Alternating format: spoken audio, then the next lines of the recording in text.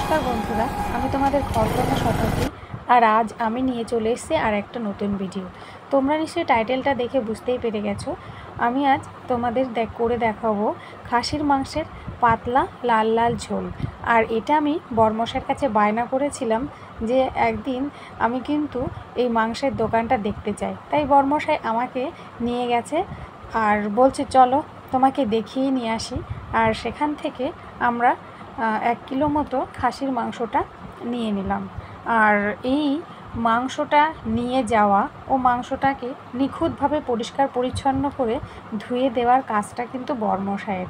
তাই সে কিন্তু তার কাজটুকু একদম নিখুঁতভাবে করছে, মানে মাংসটাকে বেছে পরিষ্কার পরিচ্ছন্ন করে ধুয়ে দিয়েছে।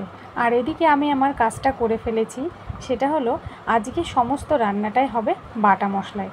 তার জন্য আমি মশলাটা রেডি করে ফেলেছি। দেখো এখানে কাঁচা পাকা লঙ্কা রয়েছে, লঙ্কাটা বেটে নিয়েছি, আর রসুন আদা আর জিরেটাকেও বেটে নিয়েছি, আর কিছুটা পরিমাণ পেঁয়াজ বেটে নিয়েছি। তাই সমস্ত মশলাটা আমি এই খাসির মাংসের মধ্যে দিয়ে দেব। আর এটাকে ভালো করে মাখিয়ে আধা ঘন্টার জন্য আমি রেস্টে রেখে দেব।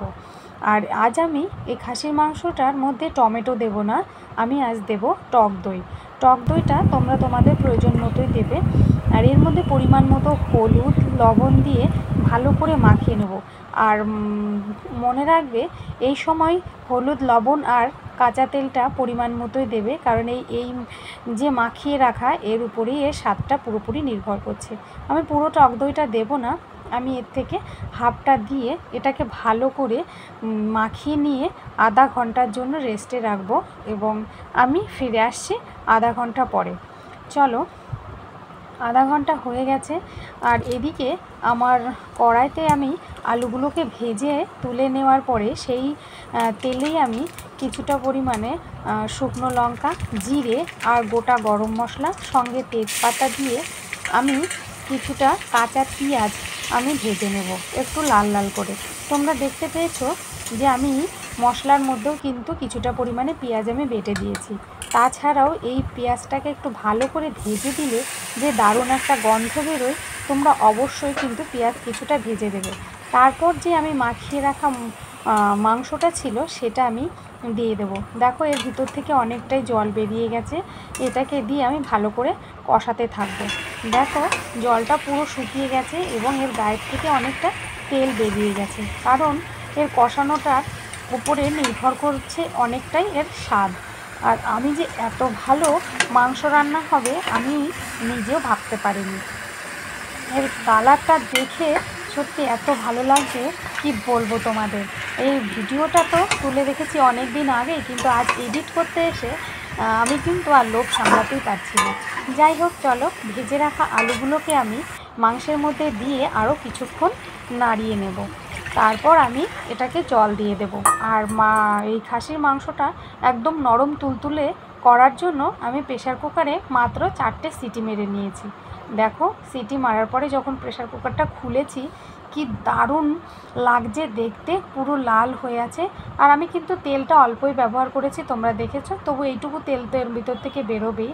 আর এই মাংসের পাতলা পাতলা ঝোলটা খেতে গরম ভাতের সঙ্গে কি যে দারুণ লাগে।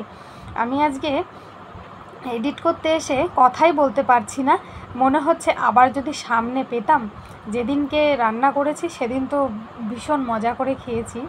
যাই হোক, চলো এবার আমি এই মাংসের ঝোলটাকে গরম ভাতের সঙ্গে সবাইকে পরিবেশন করব। তার জন্য আমি মাংসটাকে বেড়ে নেব। আলাদা আলাদা বাটিতে আমি প্রত্যেকের জন্য মাংস আমি বেড়ে নিলাম। এদিকে আমার গরম গরম ভাতটাও বাড়া হয়ে গেছে, আর তার সঙ্গে আমি দিয়েছি কাঁচা লঙ্কা, পেঁয়াজ, আর একটু ছিল শাপলার তরকারি, তার সঙ্গে মাংসের ঝোল। আর বরমশাইকে আমি পরিবেশন করেছি।